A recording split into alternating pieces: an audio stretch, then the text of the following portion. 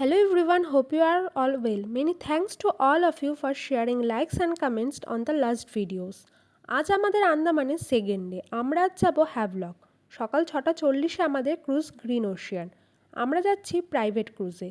এছাড়া গভর্নমেন্ট ক্রুজও রয়েছে। আমরা জেটিতে চলে এসেছি। ফার্স্টেই আমরা অনলাইন টিকিট শো করে ভেতরে ঢুকলাম। এয়ারপোর্টের মতন এখানেও কিন্তু চেক ইন করা হয়েছে। Luggage check in, security checking করে বোর্ডিং পাস পেয়ে আমরা ক্রুজের দিকে এগিয়ে গেলাম। এখানে আমাদের লাগেজগুলো ক্রুজের স্টাফদের কাছে দিয়ে ক্রুজের ভেতরে ঢুকলাম। এই শিপটা দেখছো, এটা কার্গো শিপ। পোর্ট ব্লেয়ার থেকে হ্যাভলকে 3টে ক্রুজ ছাড়ে, গ্রিন ওশিয়ান, ম্যাক্রুজ, নটিকা। এগুলো ডিপার্চার টাইম সকাল 6:30, 7টা, 8টা এই রকম সময়। এছাড়া গভর্নমেন্ট ক্রুজও রয়েছে, তবে সেটার ভাড়া কিন্তু প্রাইভেট ক্রুজের থেকে তুলনামূলক অনেকটাই কম, আর চাপটাও বেশ বেশিই থাকে। আমাদের কোম্পানির সাথে আসলে ক্রুজের টিকিট প্যাকেজের মধ্যেই ইনক্লুড থাকবে। আমাদের ক্রুজটাও এরপর ছেড়ে দিল। আমার এই ফার্স্ট টাইম ক্রুজে ওঠা। ওই যে আইল্যান্ডটা দেখছো, ওটা নর্থ বে আইল্যান্ড। হ্যাভলক দ্বীপের নাম পূর্বে একজন ব্রিটিশ জেনারেল স্যার হেনরি হ্যাভলকের নামে রাখা হয়েছিল। ডিসেম্বর 2018 সালে প্রধানমন্ত্রী নরেন্দ্র মোদী সুভাষচন্দ্র বসুর প্রতি শ্রদ্ধা জানাতে স্বরাজ দ্বীপ হিসেবে নামকরণ করেছিলেন। 1943 সালে 30শে ডিসেম্বর পোর্ট ব্লেয়ারে ভারতীয় পতাকা উত্তোলন করে আন্দামান ও নিকোবর দ্বীপপুঞ্জ ব্রিটিশ শাসিত থেকে মুক্ত করেছিলেন। তাই পরবর্তীকালে এই দ্বীপটির নাম হয়েছে স্বরাজ দ্বীপ। সকালে বেরিয়েছিলাম আমরা, তাই আমাদের কিছু ব্রেকফাস্ট করা হয়নি। আমরা সাথে কিছু ড্রাই ফ্রুটস এনেছিলাম। আমাদের কোম্পানির প্যাকেজের মধ্যে ব্রেকফাস্ট, লাঞ্চ, ডিনার 3 টাইমস মিল ইনক্লুড থাকে। এছাড়া এখানে কিন্তু ক্যাফে আছে, যেখানে কফি, স্ন্যাক্স, ড্রিঙ্কস সব কিছুই পেয়ে যাবে। ওয়াশরুমও রয়েছে। গ্রিন ওশিয়ান আমাদের হ্যাভলকে পৌঁছাতে প্রায় 2.5 ঘন্টা সময় নেবে। ক্রুজের সিনেমা, গান সবই চলছিল, বোরিং হওয়ার কথাই নেই। নীল সমুদ্র দেখতে দেখতে সময় যে কী করে কেটে যাবে তা বোঝাই যায় না। এর মধ্যে আমরা চলে এসেছি স্বরাজ দ্বীপ। এই যে গ্রিন ওশিয়ান, পোর্ট ব্লেয়ার থেকে আমরা হ্যাভলকে এই গ্রিন ওশিয়ানে করেই আসলাম। আর ওয়েদারটাও ক্লিয়ার ছিল। একজন দাদা এসেছিলেন আমাদের পিক আপ করতে। আমরা যেহেতু সোলো ট্রিপে এসেছি, তাই একটা স্কুটি ভাড়া নিয়ে নিই। স্কুটি নিয়ে আমরা চলে গেলাম হোটেলে। এই সময় নিজেকে বাচনাই হাসিনার মাহিকে মনে হচ্ছিল। এত সুন্দর ওয়েদার, ন্যাচারাল বিউটি, তার সাথে এরকম ড্রাইভ। হ্যাভলকের পরিবেশ কিন্তু বাংলার পরিবেশেরই মতো। চারিদিকে গাছপালা, খুবই সুন্দর। হোটেলে পৌঁছে গেছি। জেটি থেকে হোটেলের দূরত্ব ছিল মাত্র 10 থেকে 15 মিনিট। আর আমাদের হোটেল ছিল সি বিচ প্রপার্টি। চলো, রুমটা দেখানোর আগে তোমাদের পুরো হোটেলটা ঘুরে দেখাই। তাহলে চলো আগে ফার্স্ট ফ্লোরটা ঘুরে দেখে আসি।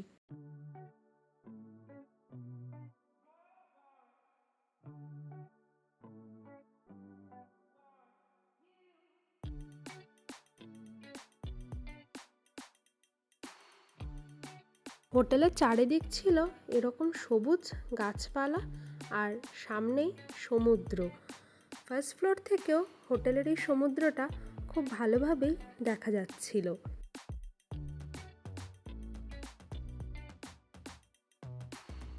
আর এইটা ছিল গ্রাউন্ড ফ্লোর। আর এটা ডাইনিং রুম।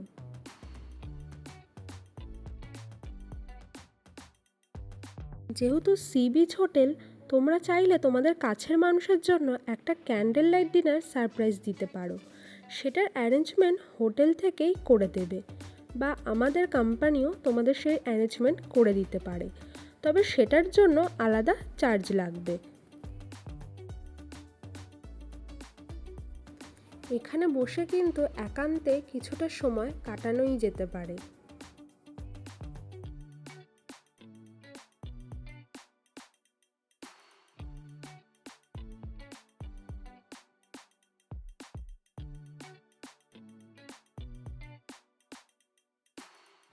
এইবারে তোমাদের রুমটা দেখাই। আমরা কটেজে ছিলাম। আমরা সি ফেসিং রুম নিয়েছিলাম, তাই আমাদের রুম থেকে কিন্তু সমুদ্র খুব স্পষ্টভাবেই দেখা যাচ্ছিল।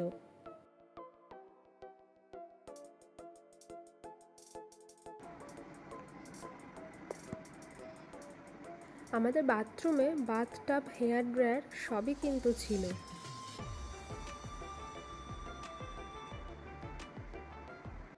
আমরা এইরকমই একটা কটেজে ছিলাম।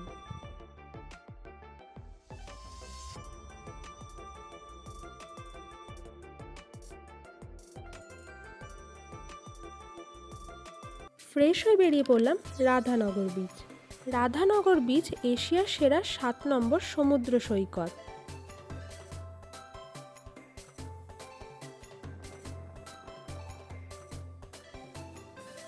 এখানে পার্কিংয়েরও ব্যবস্থা রয়েছে, পার্কিংয়ের জন্য কোনো রকম টাকা লাগে না।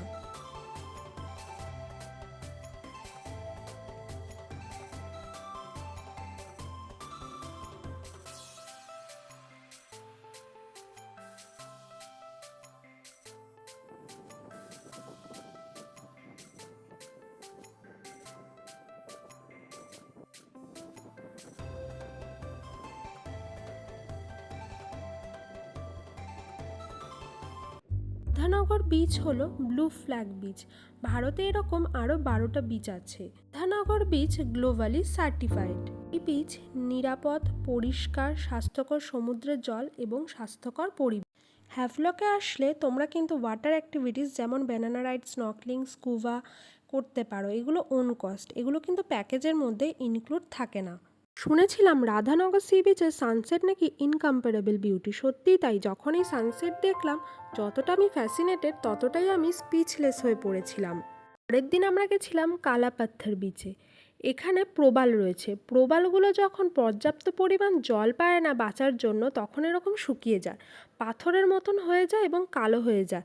তাই এই বিচের নাম কালাপাথর বিচ। আর এইখানেও জলের রং ছিল পুরো নীল।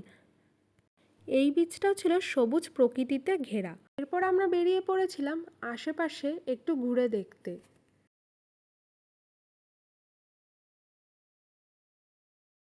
কালাপাত্তার বিচের ধারে এরকম কিন্তু অনেক দোকান পেয়ে যাবে। খাবারের দোকান থেকে শুরু করে হাতে তৈরি অনেক রকম জিনিসের দোকান। এরপরে আমরা হোটেলে ফিরে হোটেলের সি বিচেই সবাই মিলে গল্প করি। কাল আমরা যাব নীলে। সেই ভিডিও তোমাদের সাথে খুব তাড়াতাড়ি শেয়ার করব। আর এই ভিডিওটা যদি ভালো লেগে থাকে তাহলে অবশ্যই কিন্তু একটা লাইক আর কমেন্ট করে দিও।